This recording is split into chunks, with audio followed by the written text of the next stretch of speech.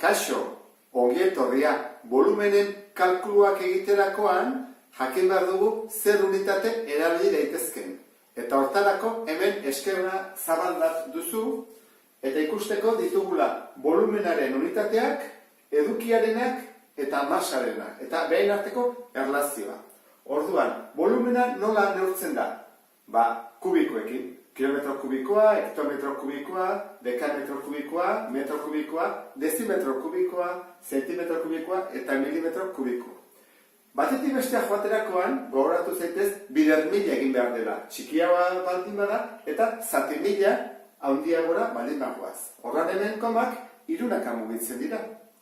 Bitartean, edukiera erabiltzen da litroa. Oinarri bezala, torran ditugu kilolitro, hektolitro, dekalitro, eta gero ditugu dezilitro, zentilitro, mililitro.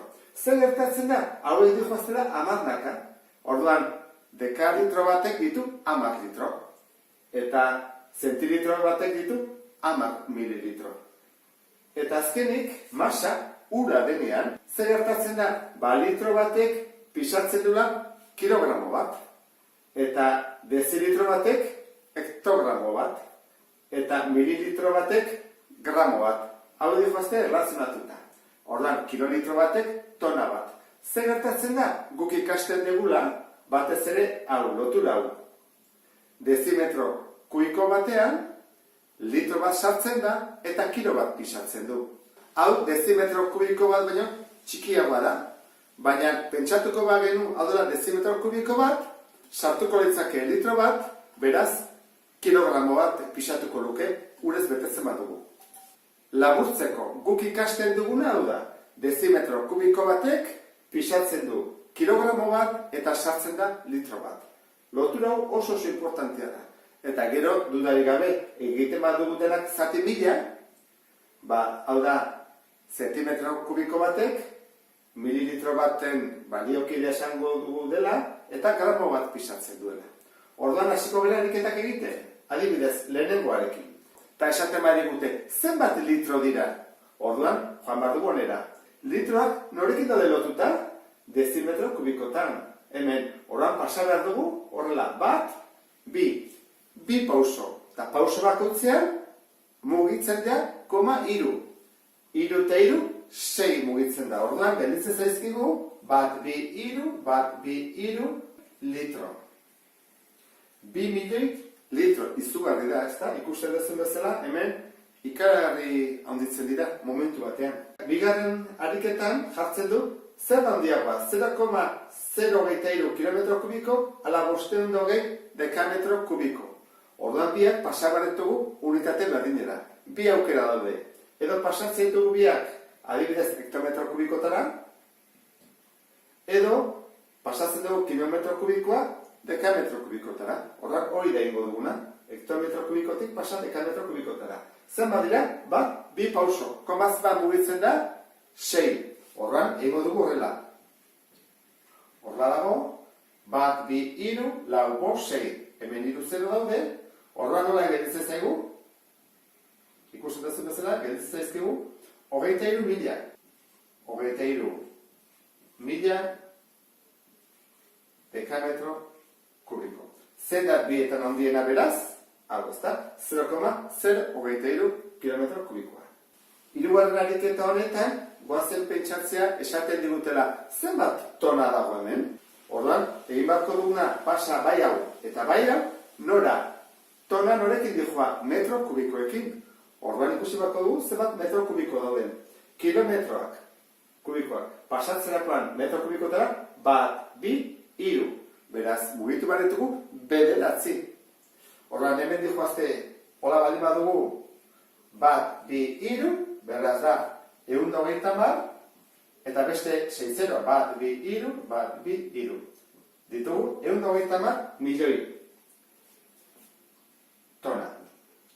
Eta 254 hektometro, 1, 2, beraz, koma mugitu behar dugu, 6 edo 6-0 jarri. 254 milioi tona. Zenbat da? 384 milioi tona. Ikusten dezun bezala, oso zenbaki erraldoia ateratzen da. Laugarren ariketa honetan jartzen du 0,25 litro ur zenbat gramo dira? Bi bide daude. Bide bat izan daiteke pasatzea litroak kilogramotara, ze guk litro bat kilogramo bat pisatzen duela badakigu, orduan izango litzateke 0,25 kilogramo. Eta gramotara pasatzerakoan zenbat da? Kilotik gramotara bat, bi, hiru. Beraz, koma hiru, bat, bi, hiru, 250 gramo izango litzateke. Beste bidea izango litzake. Pasatuko ditugu litroak mililitrora. Zergatik gramoak eta mililitroak baliokideak direlako ura denean. Orduan, litrotik mililitrora zer mugitzen da, bat, bi, hiru. Beraz, 0,25 litro pasatzerakoan mililitrotara, bat, bi, hiru.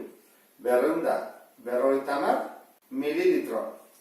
Eta gu badakigu, mililitroak eta gramoak berdinak direla. Orduan jarriko dugu, baita ere, 250 gramo. Kusten ez bi bide daudela. Edo joaten horrela, edo lehenago jetxiten horrela. Bosgarren ariketan, apurtua dagoen iturri batean, 5 minututan 20 zentilitro ur galtzen dela neurtu dugu. Beraz, tantak hariko zen, tantaka. Egun bakoitzean zenbat litro galduko ditugu? Bueno, konpontzea ez badugu, noski. Lehenbailen konpontu gara, pentsatzen duenik, poliki-poliki, ura asko izango dela. Orduan, hau proportzio bat da. Guazen ikustea, 5 minututan, zenbat, 20 zentilitro. Orain jarri behar dugu, zenbat denboran, egun batean, hemen minutua dira, hemen ere minutua jarri behar dugu. Egun batean, zenbat ordu daude, 24 ordu. Eta minutuak zenbat izango dira, behin behar da, bider 60. 0, lau, 1040 minutu. Orduan jarriko dugu, 1040 minutu. Orduan hemen, isa. Egin dezakegu, hau, bider lau. Eta atatzen da, 5.760 zentilitro. Pasabarko dugu litrotara, ez da? Hemen dago litroa, dugu zentilitra, bat, bi. Koma mugituko dugu, bi, ezkerrera. Bat, bi, 57,60 litro. Egun bakutzean, horrek esan edo, egokia dela, konpontzea alden den baiden, baiturri hori. Eta honekin bukatzen ditugu unitatea. Beste bat arte, agur.